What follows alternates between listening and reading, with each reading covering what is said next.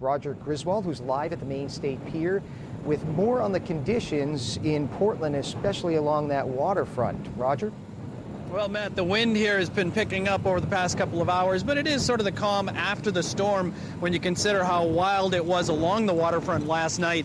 Ocean waves were running 28 feet at the weather buoy offshore. That, coupled with a 55-knot wind, caused all sorts of problems. Casco Bay ferry line got battered pretty bad during the nighttime hours, but as of this morning, you can see things returning to normal along the waterfront. Folks with the Casco Bay ferry saying that their operations are back on time, not expecting any problems during the morning commute. The problems, though, that we're watching is our next high tide, which is scheduled for 8:30 this morning.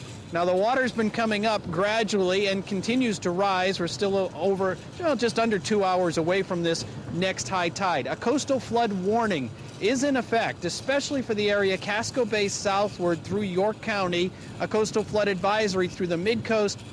At this point, we're looking at a 12-foot tide in Portland. That is the threshold for minor coastal flooding, and that is what is expected at 8:30 this morning. Norm? Okay, right.